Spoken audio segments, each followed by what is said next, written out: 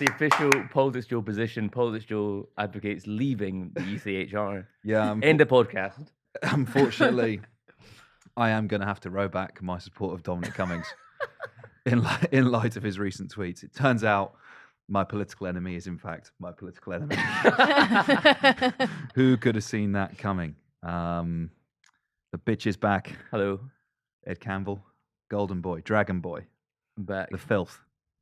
Defender of these shores, Britain. Defender of the Cenotaph. Defender of yeah, I was there. Yeah. You were there, yeah. Yeah, you texted me saying, "Are you at the Cenotaph?" I was like, "Yeah, working." Yeah. How are we? Did you Good, have a man. nice couple of days. Yeah. Missed you. Missed you guys. Enjoyed listening Did you? to the podcast. Yeah. I like coming to work, believe it or not. That's cute. Wow. Yeah. Love you too, man. Didn't say that, but Say it.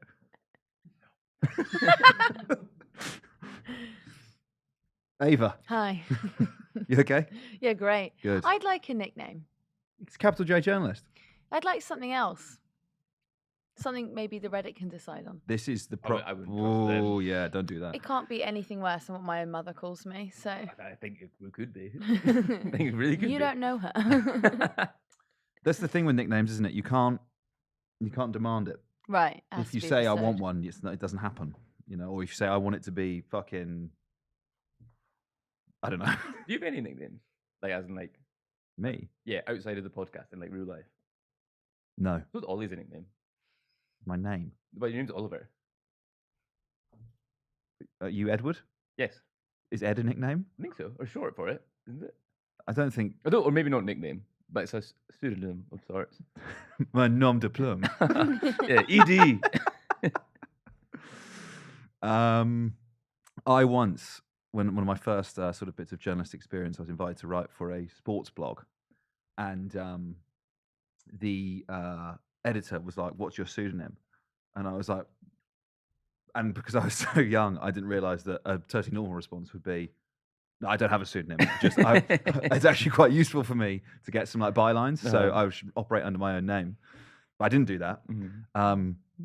I instead decided. Joseph Stalin. No, I decided I had to come up with a pseudonym, and so I settled on fucking hell. Why am I telling the story? J.S. Durden, Why? which is a combination of, at the time, one of my favourite political philosophers, J.S. Mill, and Tyler Durden from Fight Club. You're destroying the set. There's not much of it. You're still managing it. Yeah, well, That's the most like soft boy like, thing. I've actually seen Fight Club, and I get the ending. blogging about Liverpool. Not seen Daylight. Are we not all in Fight How Club? old were you? 17. Okay, that's. If you were any Does that make older- it permissible? Yeah, I think if you're a child, then that's kind of fine. I think if you're 22, then I was paying Maybe not. tax at that time as well, so I mean, like, how much of a child can I be? God, how much was the blog paying you? Nothing. No, Mackie's work. Oh yeah, right. Yeah. Yeah. What if I just told that story? Fuck. Right. Yeah. Given that's a lot of ammunition, isn't it? Yeah. Should we talk about the day's politics, or do we want to? Yeah. It's Can been we a also lot. just confront one rumor that it really is bothering me? Yeah. That this is not a green screen. oh yeah, it's not. No, it's not. I like they think that we have a green screen and we choose black curtain. Like, But you could be anywhere, and you think we have the lack of imagination yeah. to be In fact, it's just a in lack the of, void. It's just a lack of budget. It's not a lack of imagination at all. What if it was a green screen, what would you superimpose behind? Like a really nice like Oxford College library, something like that, something rich and intellectual. I'd be in the bar with President G and David Cameron.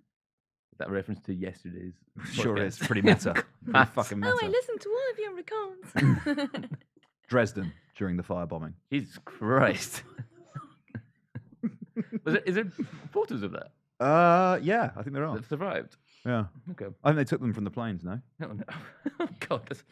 If this was 10 years We should really document this war crime. This is really bad. Who would do this? Maybe we should stop. Let me just check that. I think you're probably right. This It's sort of like this the is the Blitz. sort of This is the sort of Google search that fucking gets you on the prevent list, isn't it? Not your other opinion. No, it's aftermath. Okay. It's aftermath. Aftermath is darker. It's pretty bad, that. Maybe that shouldn't be the background. Yeah, she's Just the fucking thumbnail. burnt to a crisp, that woman. Oh my god, that is not okay. Yeah. I would have thought Google would have filtered something like that. No, safe search is off. No. Good, that's good. We're just freewheeling today, boys. No stabilizers on my bike today.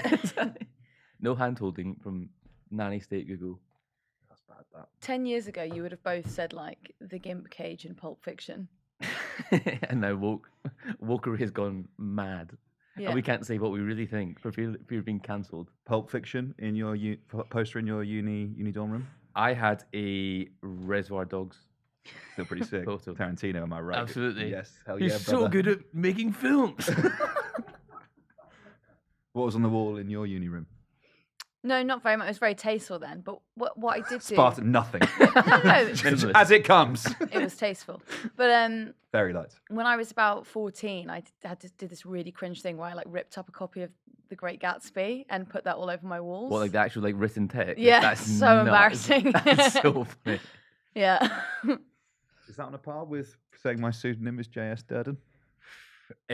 Please say it is. I think it is. Well, but they're so different because that's outward facing. Mm. As in, Ava did that in the privacy of her own bedroom. Yeah, and but you, then I'd be like, told, don't come in here, mum, all right?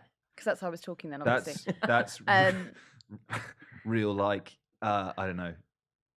You go back with someone from Freshers Week and you get into their room and you're like, what the fuck? Well, if you went back with me during Am I Freshers safe? Week and I was 14, No, there would be yeah, another you set of don't- you questions. don't- you don't I'm not saying- bigger problems. I'm not saying specifically that example. I'm saying if you were to go in Oh, someone's I'm in a room, 14-year-old's bedroom. yeah, that would be a bigger problem. Oh, excuse me? Anyway, phone the police and turn myself in. Because All on me, officer. Honest mistake, Gov. because at uni there was a girl in my halls who white A4 papered the entire room. Mental.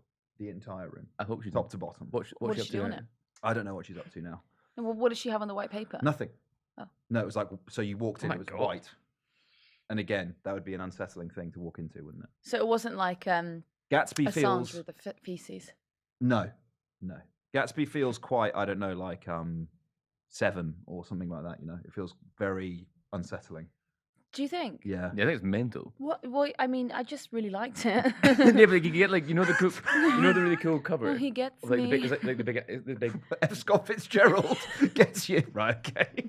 You could have got a poster. You didn't have to like make most of a wall the Great Gatsby. Yeah, I probably didn't, Ed. But I was 14, and what were you doing then? When you were 14, I'd have been 11. Fuck off! You are not 3 years I think younger I than me. am. How old are you? I'm just turned 27. So 2 years younger than me. When are you 30? So pack it in. Okay, sorry, I'm about 2.5 years younger than you. No, you're definitely 2 years younger than me because What year were you born? we were none of your business. But we were in America at the same time. But that's because you did like 2 gap years. Yeah, 2. There's a really good ClickHole article. I didn't do gap year. I did Sorry, my you went to university. I just after didn't do the my age A of 18. levels until late. Sorry, I left that's what I school. meant. Yeah, That's what I meant. I didn't go on a gap year. Don't fucking give them ammunition. I was working in a pub. All right. Graduate from the School of Life, actually. I School did- of Hard Knocks. I haven't been to Southeast Asia. All right, I'd Dude, like it's to, sick. but I haven't. There's a really good ClickHole article which fabricates correspondence between Ernest Hemingway and F. Scott Fitzgerald. And Hemingway's like, Scott, so great to read the latest manuscript of Gatsby, but I must raise a problem with the character Ernest Hemingway, which you insist there's no resemblance to me, who you describe as more rat than jackal and more jackal than rat. It's really good. Do you think the audience are annoyed, given how much politics has happened today, that we're about 5 or 6 minutes in, I mean, not having mentioned it? It's pretty standard fare, There isn't were it? comments asking what I was going to say about Hemingway the other week, and I was just going to say how sanctimonious he is. I now realise. Yeah, would never in cut my all the older- pages to one of his books and plaster them around the walls of my 14-year-old bedroom. No, but then he wasn't writing for me, was he? Who's writing for it? Men. Yeah, Close, the sort of boy that think resonated with so. Catcher in the Rye. He was writing for them. No, I think it's a That's different J.D. guy. Salinger. No, isn't I it? said the sort of boy that was resonating Right. with Catcher in the Rye. Got you. I think they're different people. What, to you be think honest it's a different boy? Wasn't I liked Hemingway and didn't love Catcher. Oh, I liked Catcher. No, in no, the Rye, but- but I Actually, wasn't men like- contain multitudes, I'll have you know. The sort of We boy can who like was more like than one author. out of public school and was like, I'm too cool to be here. I'm going to rebel and You get fucking expelled. phonies. Yeah. Yeah. Is it? Yeah. I'm going to join the Spanish Civil War. On which side? I did a podcast the other day with this guy who was talking about how he got expelled from public school 4 times. And I didn't say this, but I just want to say, so your parents paid out all that fucking money for you to go to school and you repaid them Is it like by not going and getting expelled 4 times. Is it Yeah, like you're raging. when a Prem club sacks a manager, they have to like pay out the contract? If you get expelled from private You get a school, refund. do your parents have to like finish off the rest of the year in That's fees? interesting. I don't know. Someone should ask. Oh, if you are a private school listening to this, Let us know. It's most of the audience, I Email imagine. us. It's Yeah, probably. guilty private school kids. just the host. Yeah, just me. Just me. Shall we do the politics? Yeah. Yeah. So, traditionally with the Wednesday, we obviously review Prime Minister's questions, but that was kind of preceded, wasn't it, by the ruling in the Supreme Court upholding that the government's Rwanda plan was unlawful in a unanimous decision. And that ended an 18-month legal battle, which has cost the government £140 million in payments to the Rwandan government. Announcing the judgment, Lord Reid said asylum seekers / those who've arrived illegally in the UK and sent to Rwanda would be at, quote, real risk of being returned to their country of origin, whether their grounds to claim asylum were justified or not, and this would be in breach of international law. And this was, well, it's been spoken about in the Commons by Cleverly afterwards, but maybe we'll do PMQs. We'll do Scott Benson's question during PMQs as a way of talking about this. Shall we do that? Yeah. Roll the clip. Tackling illegal immigration is a crucial issue for my constituents, many of whom will be extremely disappointed at this morning's judgment from the Supreme Court. Is the Prime Minister able to update the House on what this decision means for the government's plan to tackle illegal immigration? Prime Minister. Well, can I thank my honourable friend for his question? I know he has championed this issue and it matters to his constituents. As I said, the judgment confirms that the principle of removing asylum seekers to a safe third country is lawful. The government has already been working in advance on a new treaty with Rwanda, which we will finalise in light of today's judgment, so to address the challenges that were raised. But let me say this again. If it becomes clear that our domestic legal frameworks or international conventions are still frustrating plans at that point, I am prepared to change our laws and revisit those international relationships. The British people expect us to do whatever it takes to stop the boats, and that is precisely what this government will deliver. So, the crucial line there from Rishi Sunak, I am prepared to change our laws and revisit those international relationships. Ava, what is going on here? Give us the lowdown, the 411. What's happening? Well, so that's actually fascinating that Sunak said that during PMQs, because straight after that, James Cleverly, new Home Secretary, gave a statement to the House, and he was taking questions from MPs, and he was asked, is this not the time to haul us out of the, in so many words, should we not come out of the ECHR? Because clearly we can't get anything done while we're in it. And he said, it'd be great if I had my bit of paper ready.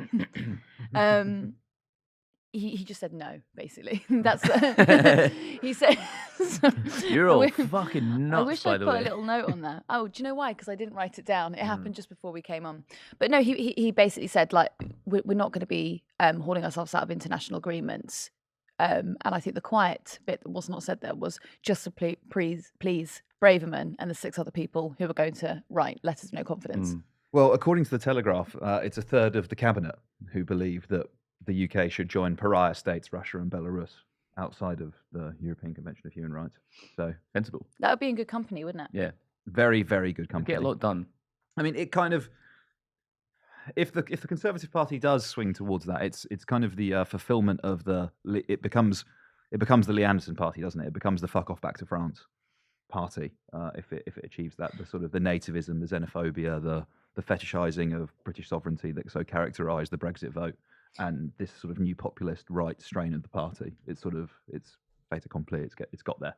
But I don't think that they don't think that they need to go to the ECHR. So the exact thing he said was that the government cannot just vote themselves out of international commitments. That's what he said to Simon Clarke, who was obviously part of that backbencher revolt. There was also a statement that came through from Rishi Sunak, who'd been on the phone to Kagame, the Rwanda's Kagame. And they said both leaders reiterated their firm commitment to making our migration partnership work and agreed to take the necessary steps to ensure this is a robust and lawful policy. That, to me, Oh, and twinned with another statement that Rishi Sunak released earlier, which is the Supreme Court has confirmed that the principle of sending illegal migrants to a safe third country is lawful.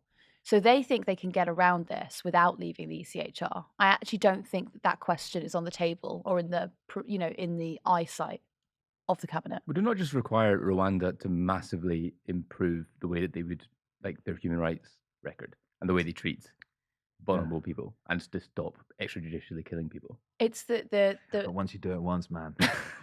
Big ask, to be fair. Let me tell you, it's hard to fucking stop. Say in like 5 years and Rwanda is a human rights haven, then this can go ahead. That's like the argument, isn't it?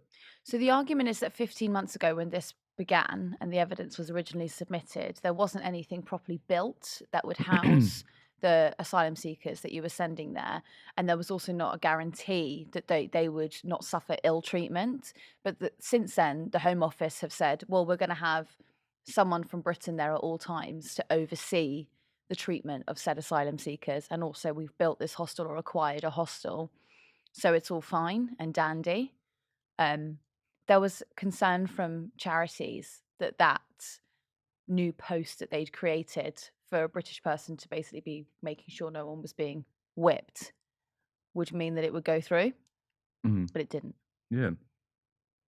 I think this question is kind of it's a proxy, isn't it, for the upcoming battle for the soul of the Conservative Party, the one that Suella Braverman and most of the other sort of semi-big beasts in the party have already sort of pitched towards fighting, that Rishi Sunak at least hasn't admitted he's focusing on, which is between that hard right of the party, the Suella Braverman side that is calling to leave the European Convention of Human Rights, and perhaps a more moderate wing that the kind of the peculiarity of like recent Rishi Sunak's politics. So, what did he say? He recently gave a speech where he was talking about ending the 30-year political consensus that's failed everyone. And then yesterday, or the day before, reappointed David Cameron as Foreign Secretary. A bit of, shall we say, cognitive dissonance there, that he kind of would imply that he's now about to try and fight an election campaign as a social liberal, which again kind of flies in the face of everything he's done in his year or so in power. I think there has to be a degree of honesty from these people when they say they want to leave the European Convention of Human Rights, because I think it begs the question, okay, well, which part of it do you have a problem with? Which bit of it do you want to get rid of? You know, because the Good Friday Agreement literally is connected to the European Convention of Human Rights. Part of the treaty is about it being upheld in Northern Ireland. The EU withdrawal agreement is contingent on it as well, for cooperation on issues of crime and security. And I actually I went and looked at the European Convention of Human Rights for this podcast. I thought it'd be a useful piece of research. Yeah. Here are some of the articles of said convention, and I think we should ask Conservative politicians, specifically say which of these it is they have a problem with. Is it Article 1, an obligation to respect human rights? Yes. Okay. Oh wait, that was easy. Can you role play it? Yeah, Okay. Sure. Deputy Chairman, Mr. Anderson. Hello. It's me. You can only do that because you're Scottish. I think. Okay, that's true. I think it's racist. As is Lee Anderson. Anti-English so it works. bias. Should I just do my own voice? Don't let the lads. It might detract from the impression if I do a voice. Don't let the lads at the cenotaph hear you doing that. They won't be Okay. happy. I'll do my Okay. own voice. Is it Article 2 a right to life? Yep. Is it Article 3 a prohibition of torture and cruel, inhuman, and degrading treatment? It's also that. Is it Article 4 a prohibition of slavery and forced labour? Oh yeah, yeah. So, yeah, that one. Is it Article 5 a right to liberty and security? Yes. Is it Article 6 a right to a fair trial? Yep. Is it Article 7 no punishment without law? Yeah, no, that one's bad too. Is it Article 8 a right to respect privacy and family life? Yeah, no, that's bad. Is it Article 9 freedom of thought, conscience, and religion? Oh, that's for lefty lawyers, not for me. Yeah, no freedom of thought from Lee Anderson. Article 10 freedom of expression. Absolutely not. Article 11 freedom of assembly and association. Only for good, honest men. Maybe that's for Article 12, the right to marry. Only a good, honest man and a good, honest woman. Of course. And then they get a bit more sort of airy-fairy at this point, but the right to an effective remedy, i.e., sort of redress if these are breached, and then prohibition of discrimination. Especially that one. That's the one we hate. No, it's a. So you take, that's not all of them. That's not exhaustive, but I cut the ones off that were less humdingers. But the point stands. If you don't, you kind of have to go, well, these things are actually, they're sort of relatively important. They sound quite good, and if you don't want any of them to apply, I think you have to have pretty solid justification for it. And to follow that up, they might say, yeah, no, actually, we don't. It's not the ban on torture. No, obviously, we want to keep. We never do anything like that. I think the amount of good faith that you can extend to the Conservative Party when they say you just got to trust us. Definitely nothing to do about torture or murder. Your right to marry, freedom of association. No, that's all fine. Even though we've attacked some of those things already in government. No. It's just about kicking people out of the country. I think you have to say, fuck you. I don't believe you. Well, I mean, Liz Truss actually had a really good idea of something we should abolish just yesterday. I'd love to hear it. So she co-signed something that was brought out by the think tank, the Growth Commission, which called for the abolition of the minimum wage. Oh, for fuck's sake! Is she not embarrassed? Like, no, she's clearly not embarrassed. You're Prime Minister for 40 days. 44, please. Excuse me, 44 days. It's more than any of us have been Prime Minister, Actually, to give her her due. Yeah. But you're out there being like, just saying the most mental things which have no basis in any popularity. You're making yourself look like a knob. Is that her for the rest of her life? Is that all she's going to do? Just say painful things and make us all listen because she's afforded the gravitas of a ex-Prime Minister? Well, she's also going to go to Remembrance Sunday and state funerals, so True, she'll be actually. busy. That is true. I've got actually a really funny tidbit that you might enjoy. Excellent. There is a Secretary of State, not currently a Secretary of State, or is he still a Secretary of State? Anyway, they're living off the taxpayer in one of the sort of the houses that you get because you are Said Minister of State. because you've been allowed to by the Prime Minister. Mm-hmm.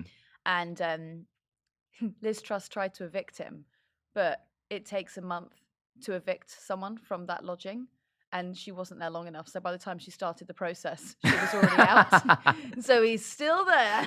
Good for him. That's sick. Yeah, he's been there for quite a while, actually. You know how Yvette Cooper made the point about there's been so many Home Secretaries in 8 years? Can you name them all? I've got the list. Oh, good. Braverman twice. Oh, do you keep that with you? Oh, I thought you were going to pull out a piece of paper. No, it's actually, sorry, it's a tattoo I've got on mine. Yeah. I'd like them in order from when? 2016. Theresa May. Yep. Amber Rudd. Yep. She resigns over Windrush. She goes to the DWP, and she is replaced by Sajid Javid. Yep.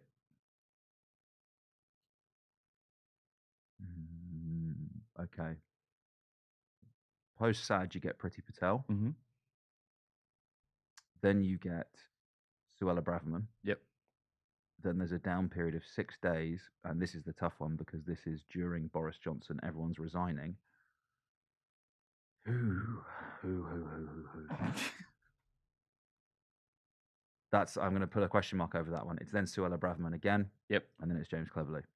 Very good. Yep. Do you have any guesses, Ava, for who the missing one is? No. Potential candidates. Nadeem Zahawi, because I think he had about 3 or 4 different jobs. He was in just his place. all at once.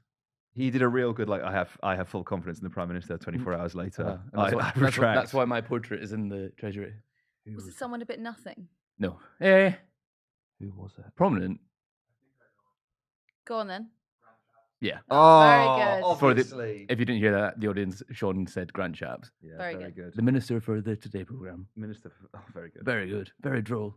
Minister for everything. Yeah, cool. So, press conference at 4:45. This episode will be out before then, so we don't know what he's going to say, but... I doubt it would be anything new. Can we guess? We were wrong. Yeah.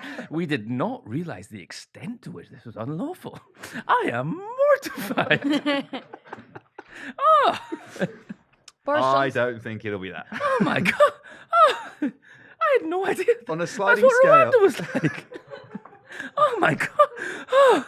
On a sliding scale, that being at one end, Yeah.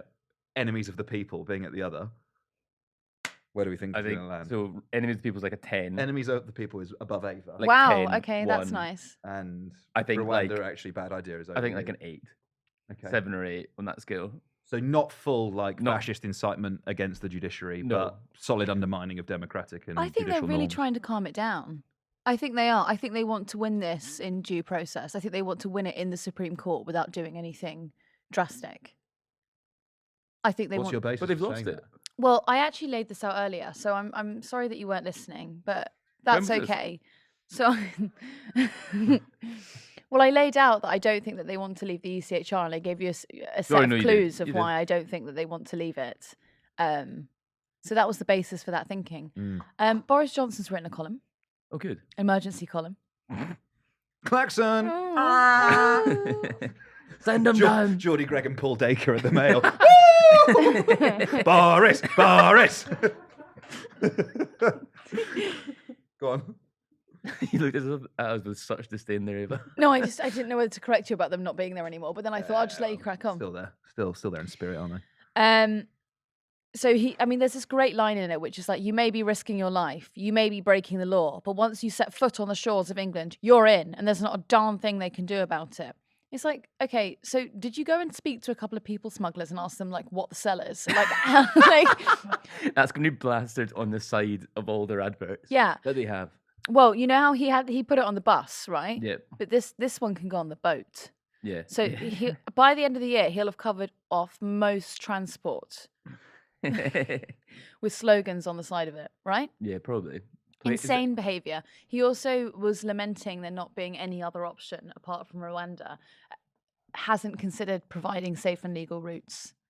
That would be the top one. Yeah. Not to go on. But that Afghanistan scheme has been closed for a really long time now. It filled up straight away and is not open for business. So I don't know where else you want them to go. No.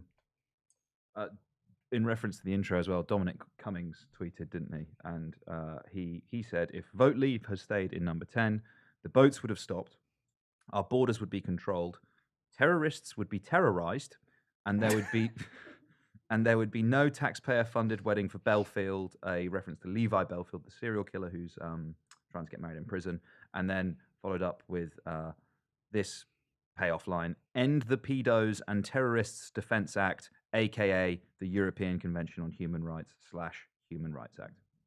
See, the terrorists will be terrorized. Yeah, thing. fucking who doesn't agree with that, my man? But as in, that's probably a reference to torture. Well, As in, yeah. like, if you're committing terrorism against We've terrorists, We've cracked it! like, that's cruel and unusual punishment. Surely. Article 3, my man! Oh, I would really love to put a, don't know. I would love to do a suicide bomb on you, terrorist. It's very but I Guy can't. Fawkes, isn't it? But unfortunately, due to the pesky ECHR, we cannot punish you appropriately. I think that's he's saying the quiet part loud. Would you say Guy Fawkes is the ultimate patriot? No, he tried to blow up the king. That's the opposite. The opposite of patriotism, surely. See. Bootlicker Ed Campbell. Based V for Vendetta, Ollie Dugmore. Yeah, actually, Guy Fawkes was the ultimate patriot, man. Smoking weed's cool, by the way. That's J.S. Durden talking. Ollie with his hat turned around is J.S. Durden. Blow them all up, man. You heard me on the last episode, Ed. Blow it all up, man. Smoking reefer and blowing up the House of Parliament. Do you think Guy Fawkes was the ultimate patriot? I asked you. We've answered the question. And you could say that your How'd you son's like- silence says everything. I think whether or not you want to carry on having a lobby pass probably dictates how you answer that question. Well, I obviously don't think he is. That's why I That posed wasn't such a obvious. ridiculous question. Well, you didn't expect the answer I gave you, did you? No, that's why J.S. Durden is not allowed in Parliament. My alter ego. Oh. And then Lee Anderson said that they should just fly the planes anyway. And, quote, ignore the laws and send them straight back. Absolutely. So he's got some great ideas, Lee. He's tremendous. There was a really harrowing thread that this girl wrote the other day about this British Airways flight she was going on. She was like off to Jamaica, right? So she's obviously going on her package holiday, probably headed to Sandals, lovely. And then like in the back of the plane, there is someone who is being deported. Now this is Jesus a good Christ. news story because he got off the plane Oh. and he is fine and everything. But apparently he was being restrained by 6 people. And there is something darkly comedic about you heading off to your package holiday and trying to enjoy that little glass of Prosecco they've brought round. And there's someone in the back being restrained by 6 people Yeah. and being taken off. Your holiday would be off on the wrong footing, and that's the real tragedy of this. Yeah, quite. But you know what's mad? That guy didn't even... You know when like you go back to school after the summer holidays and you have to write like what I did on my holiday. Yeah. Like me and mummy and daddy got on the plane, and then 6 Home Office officers got on. Please, Ed. 6 patriots. Got on. With, and, who's 6 that, mummy? cenotaph defenders. I sat next to him as he was bound to his chair. I would feel enthused at the civic vigour of modern Britain in action if I saw that. That's like the British values that are being taught in schools. I'd No ha- more wokery. I'd be overjoyed that my package holiday ticket was subsidising the deportation of a man back to Jamaica. Your hat's on the right way, so I'm confused about whether this is... Is this JS or is this Ollie? We haven't. But I know with Can I this. just say it's sucky behaviour from BA? Sucky behaviour to take that contract. Anyway, carry on. We haven't, Ed. You're back in the room, and we've barely addressed the cenotaph in its defence. Oh yeah, Maybe should we talk about that? Well, he Well, brought it with him. absolutely. The cenotaph is... She's in the green room. Just off screen, room. ready for everyone to touch as much as they want. As is your rights as Englishmen. You listen. To I've the not been episode. allowed to touch it. I've not been allowed. What's that fucking stone in Scotland that they always lose? Stone of Destiny. Yeah. That's going to go down well. What's that fucking stone in In Scotland? fairness, I think it's a fair enough question. It's not like something that's at the forefront of everyone's mind. Ava, you may have forgotten that on the last episode I said it was every Englishman's right to fuck the cenotaph. So Yeah. I think But not the Stone of Destiny. Absolutely not. That remains a Scots sole right. You know what I thought was incredible about the feedback from that, from the trolls, you know, the comment trolls? Yeah. They were like completely overlooked you saying that every Englishman should be able to fuck the cenotaph. And then went for how I was like, well, it's not sentient. And they were like, how dare she? How dare she? That contains the memory of all the deceased soldiers. Honestly, Oh. he's correct. I should get to fuck the cenotaph, and they should be able to know about it. She does remember me. any takeaways from your weekend? Yeah, it was. Where would you like me to start? From the beginning? As all good stories do, please start at the end, go back to the beginning, do a little bit of the middle, and then we come back to the end for a nice cyclical narrative. Okay, excellent. The end, we all saw the good Englishman rushing the cenotaph. What we need to get to the bottom of, what did they want? I think you probably talked about this, but what was they wanted to defend the cenotaph. Mm. There was a large police presence. They're like, no, time to fucking let me do it. Get it, hand over your badge, Buster. Me and the Hammer boys are here to fucking do this properly. Extrajudicial policing is what they were campaigning for. Mm. Yeah, what would they have done once they got there? Once they got past the barricade, they're with it. What do they do then? All right. Scanning.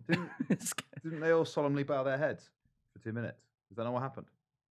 During the actual bit. They rushed the police, didn't they? They broke through the police line and then they all sort of congregated around it and observed like a minute's silence. But was that with the already planned 2-minute silence? Because that's already been going on. I think they got there for 11, didn't they?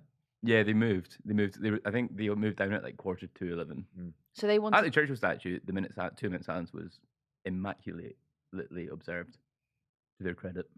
And then followed by chanting of Allah is a pedo. I didn't hear any of that at the Churchill statue. Didn't happen then, did it? No.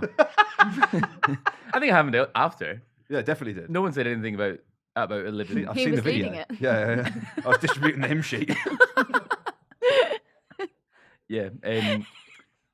No, it was some interesting people we met. It was interesting as well. Most people didn't want to speak to us, which I think was an interesting. But why? They're freedom-loving patriots, and they believe in. I think they're on football banning orders. And Oh, what? It's a violation of their probation. Probably something like that. Oh no, sorry, mate, can't talk to 17-year-olds anymore. Yeah, Sorry, football banning orders. yeah. What? So they couldn't attend cenotaph Probably, away. or probably can't congregate with like Right. with their firms. Right, got you. Most likely. The last time you were here, you fucked it. So you cannot come back. Yeah. Okay, cool. Is there any? Do you have any other questions about Saturday? No. No, that's fair. Cool. Should we move on? Yeah. Nick Smith and Kevin Brennan asked the following questions on David Cameron during Prime Minister's questions. Roll the clip. David Cameron was the well-paid public face of Lex Greensill. Greensill's companies are facing criminal investigations in Switzerland, Germany and here in the UK. David Cameron messaged ministers and officials 62 times over Greensill's COVID loan guarantees. The Treasury Select Committee called this a significant lack of judgment. What does his appointment say about the Prime Minister's own judgment?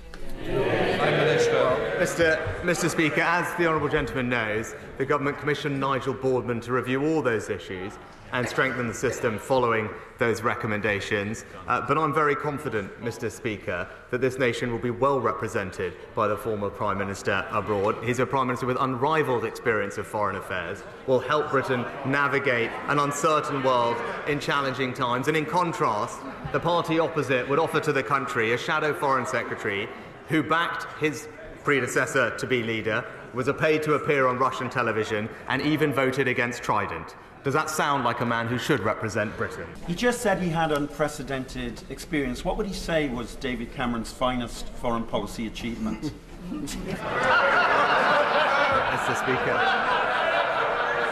Speaker, I think there's Mr. Speaker, in fact, the many to pick from.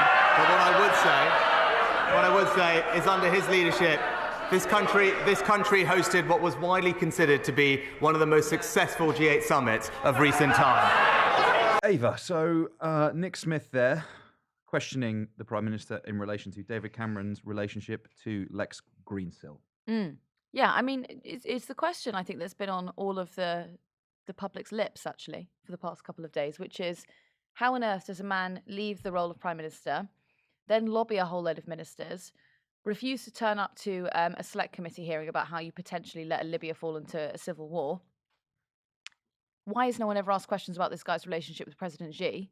You know, Nick Smith's asking the sensible questions. He's asking, Prime Minister, is your judgment good on this?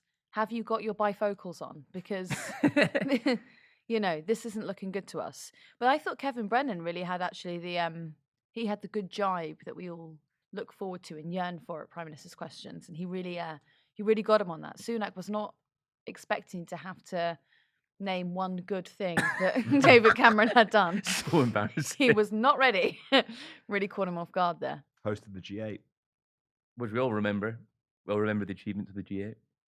How can you not? What did you like the most about the G8? That it went well and David Cameron was in charge of it. Well then, do you know what? Kevin Brennan, you can... It's like a fat one. Yeah. Everyone knows that G8 was the best one of all time. I actually thought he was going to say the Olympics. When he was saying, like, well, he hosted a very successful international... I thought he was going to say the 2012 Me too. Olympics. I genuinely thought that as well. You know what? There was an absolute corker of a tweet this morning. Oh, was it good? Go for it. Someone had tweeted saying that we were yearning for the 2010s. Oh, yeah, about the living standards of the Yeah, 2010s. so we were yearning. I wonder if some of the nostalgia around Cameron, what he represents rather than what he actually did, is born out of a tacit admission that we'll never return to the living standards of the 2010s. You know, when 300,000 people died because of austerity measures. And, you know, you couldn't walk around your local town without walking into a betting shop or a Cash for Gold or a Wonga outlet. It was a good time. British workers are still paid less in real terms than when David Cameron came to power. So arguably, we'd be yearning for that time because Yeah, fair enough. 'Cause that would be better. Better than it was now. Yeah, I mean, I think I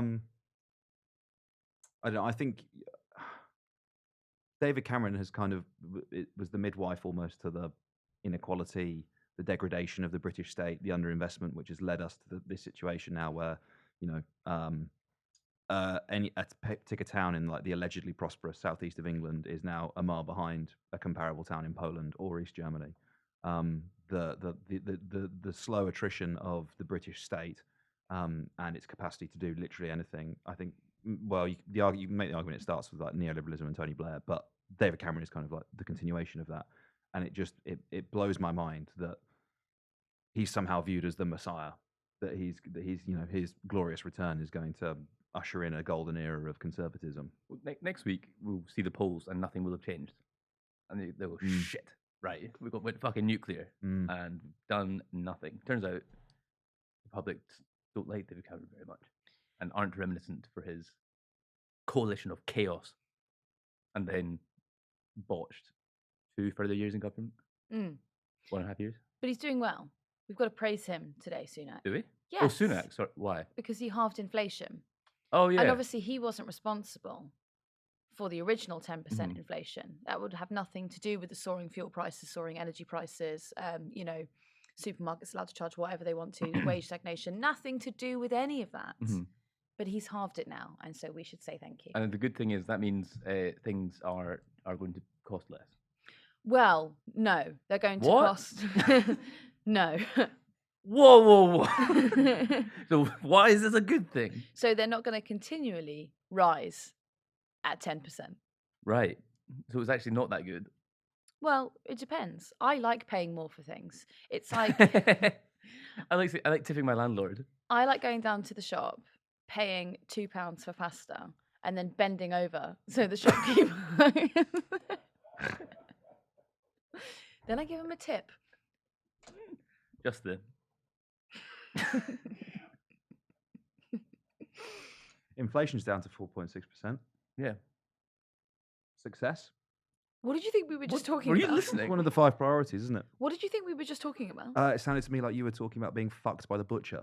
So I'm just trying to move the conversation on. You moved it back. We were talking about inflation. We were talking about inflation. Yeah, I know. I'm just trying to move it away from... Sorry, okay, no, you guys go ahead. Right, no, as we were saying. Yeah, you do you, yeah. Yeah. No, I'm done there now, I think. Cool, on to the next one then. Mr. Speaker, in 2010, the then Prime Minister and now Foreign Secretary David Cameron said that people in Gaza are living under constant attacks and pressure in an open-air prison. Does the current Prime Minister not agree that if there is not an immediate ceasefire, then all of us in this chamber will be watching on as that open-air prison is turned into a graveyard? Prime Minister. Mr. Speaker, no one can deny the suffering that the people in Gaza are undergoing at the moment. I spoke about this on Monday, and I spoke about it consistently with Mahmoud Abbas, the president of the Palestinian Authority, which is why we're doing everything we can to get aid into the region, and we have repeatedly and consistently called for humanitarian pauses to get aid in and to get hostages and those that need to get out, foreign nationals, as quickly as possible, and will continue, as the Foreign Secretary will do, to make sure that that happens. Prime Minister, thank you for meeting with my constituent Noam. It has been 40 days since Noam's mum, Aida Sagi, was kidnapped by Hamas on October the 7th. We all condemn Hamas's actions and fight for the return of all hostages. Noam wants the language of love to be louder than the language of hate. 11,000 Palestinians have been killed, over 4,000 of them children. International law is important.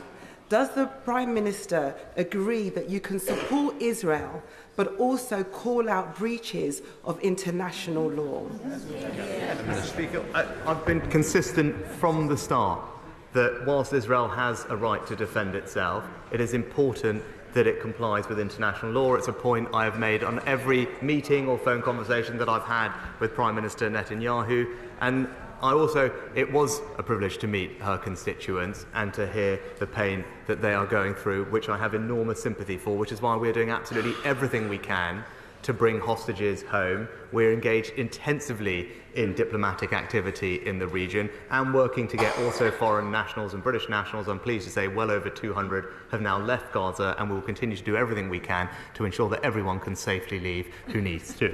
A couple of questions then in PMQs. Stephen Flynn and Dawn Butler both talking about the situation in Israel. Ava, you interviewed Stephen Flynn yesterday. I did. What did the big man also voted the hardest man in Westminster by the fence? I don't know if you saw Yeah, I that. saw that. Good article. Good article because it made me realise that his wife is called Lynn Flynn, Absolutely. which is enough to have to. I wonder what her maiden name was. Because that was only been an unfortunate name once she gets married. Pin. Quinn. Yeah, both good. Maybe it was just Lynn.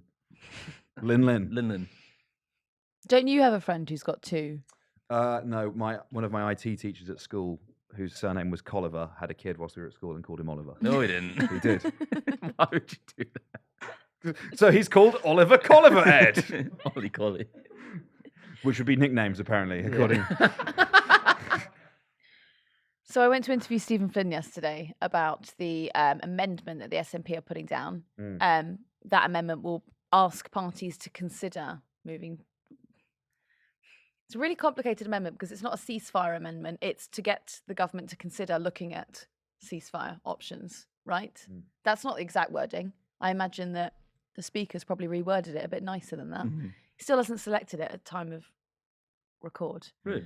And last night, the SNP were in a bit of not panic, because they don't panic. They're, hardest MP. You hear in that? The Westminster. SNP, cool as fucking ice, said Campbell. You've got the hardest man in Westminster at the helm. But anyway, so the speaker said it had to be cross-party of MPs who co-signed the amendment, and then he would select it. And so a lot of Labour MPs have now put their names to it, which could potentially mean an automatic suspension or expulsion from the party today. Starmer's just reserving that for the front bench, isn't he? Allegedly. Yes, but I've spoken to those MPs who have put their name on the amendment, and they're not holding their breath. They're going to back it and to vote with the knowledge that they may lose the whip. A hell of a lot of MPs to lose. Yeah, it would be. And also what's fascinating is that... Is this what people mean when they say that Rishi Sunak has to play politics on easy mode? Where it's like Keir Starmer is literally like sacking his own MP. Yeah. Be like, have more of a majority. yeah. We've worked really hard to win all these by-elections. Yeah, We're stop chipping asking away for a your fucking majority. ceasefire. Sorry, go on. So Kate Osborne is one of those MPs who will be voting for a ceasefire. Well, not a ceasefire, as I've explained. But anyway, ceasefire later this evening, if the amendment is selected. And she also is putting down another amendment to the King's Speech, which is to ban any talk of conversion therapy, just to get it put in law. We're not doing that in this country. Now, that's really interesting because she's been in contact with a load of Conservative MPs who will vote with her on that. So you've now got a potential Tory rebellion on your hands. It was in the 2019 manifesto, wasn't it? A ban on conversion therapy. Yeah, but then they were like, actually, we'd quite like to whip up a bit more of a storm and make the LGBT community feel a bit more afraid. They've been really relaxing over the past couple of years. Forever. Yeah, well, They feel far too safe. Far too good. So potentially by the end of the day, Kate Osborne could not be a Labour MP, but could have orchestrated a pretty seismic Tory rebellion. What interesting they should have had at work. I, for one, think the gays have been enjoying their Article 12, 14, 3, and possibly 9 rights far too much. For those idiots who don't know those references off by heart. Don't stop fucking listening to the podcast if you don't know what that is. You know about politics, do you? Fucking moron. Could you remind the idiot listener what those ones are? Yeah, that would be a prohibition on torture, a right to respect privacy and family life, a right to marry, and a prohibition of discrimination. Yeah, they're fucking too cushy on those ones, aren't they? Fucking woke cunt. Thank God Esther McVeigh is in cabinet. She'll be fighting the scourge. The scourge of gay people. The scourge of trans ideology. Absolutely. Her, thank God, going around beating up gay people like the 80s. Are we keeping that in? I think we should. Okay. I think. Let me be the first to say, I would condemn Esther McVeigh if she did that. Okay. On to you. Thank you for listening to the podcast. Is that the end? Is it? I don't know. Is conversion therapy woke? No, I would say it's Banning I'd say- conversion therapy. Banning is therapy. woke. Sorry, banning conversion Because conversion what therapy. if woke as fuck. What if someone wanted to be converted from being gay? What then? For audio listeners, he didn't say that with a hint of sarcasm. Deadpan. It's completely Deadpan. deadpan. That's my opinion. Debate me. Meet me in the marketplace of ideas. You and me, cenotaph. Should we, at the end of Away. this, should we put in the clip of the of Bernie Sanders chairing that ridiculous meeting in Congress? Oh, that was good. That's a treat. Yeah, it's a real treat. Real highlight. Yeah. So this is you're about to hear a clip of a senator and a union boss nearly having a fight in the middle of their version of a select committee. Appreciate your demeanor today. It's quite different. But after you left here, you got pretty excited about the keyboard. In fact, you tweeted at me 1, 2, 3, 4, 5 times. And let me read what the last one said. It said, greedy CEO who pretends like he's self-made. Sir, I wish he was in the truck with me when I was building my plumbing company myself, and my wife was running the office, because I sure remember working pretty hard and long hours. Pretends like he's self-made. What a clown. Fraud. Always has been, always will be. Quit the tough guy act in these Senate hearings. You know where to find me. Any place, any time, cowboy. Sir, this is a time, this is a place. If you want to run your mouth, we can be two consenting adults. We can finish it here. Okay, that's fine. Perfect. You want to do it now? I'd love to do it right now. Well, stand your butt up then. You stand your butt up. Oh, hold on. Big No, guy. no, stop it. Is that your solution every Hold it. No, sit down. Eric, Sit down. Look at you. You know, you're a United States Senator. Sit down. Active. Oh, okay. Sit down, please. All right. Can I respond, Mr. Hold Chairman? it. Hold it. If Hold we on. can't, no, This is I have what the he mic. said. I'm sorry. This is Hold what it. he said. You'll have your time. Okay. Can I respond? Oh, no, you can't. This is a hearing. And God knows the American people have enough of contempt for Congress. Let's not I don't make like it worse. thugs and bullies. You have, And that's you what- have I don't the like mic. you, because you Hold just it. described yourself. Hold it. You have the mic. Yeah. You have time. All right. Make your statement. Then let's do this, because I did challenge you and I accepted your challenge, and you went quiet. No, I didn't go quiet. I was. Hold on. No, You hold- challenged me to a cage match, no, acting no, like a sir. 12-year-old schoolyard Hold it. bully. Excuse me. What's the panel's view on whether or not dueling / fist fighting should be a fundamental part of the democratic process? Because I think It it's puts some real stakes on it, doesn't it? I think it's based. Absolutely. I think it's an interesting thing. But you could. I don't know, because I wouldn't want to. I wouldn't want there to be a law where Johnny Mercer is not allowed to say, "Did you call my wife a prostitute?" in the Plymouth Herald He would comment seek- section. He'd seek satisfaction. I demand it. Pistols at dawn. Hands only. We're only trading hands. Okay, and then there's less jeopardy. Yeah, no, for sure. It's just pride. Okay, and you just get to fucking Yeah, throw down. Stephen Flynn as What's the hardest that? You're man. putting gloves on. What are you doing? Rolling my shirt sleeves up. Ah, Did you see the senator? And my gloves. so yes. These are my fighting gloves. The senator took his the senator took his ring off. Did you see? Did he? When he said, when that's so funny. The union guy goes, "Stand your butt up, then," and he goes, "Okay," stands up and takes his wedding ring off. And it's like, let's fucking I'm go. going to do some lethal damage with this. That again, that would lend itself to when he says we're two. So before he started fighting or trying to fight, he said we're two consenting adults.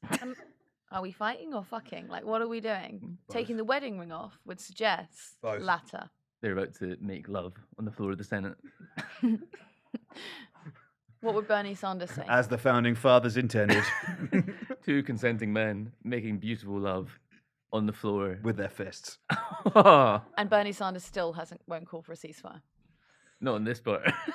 No, I think as long as they're still scrutinizing each other, as long as there's still verbal, inquisition going on, I'm fine if they go adjournment. Your position is intellectually vacuous. No.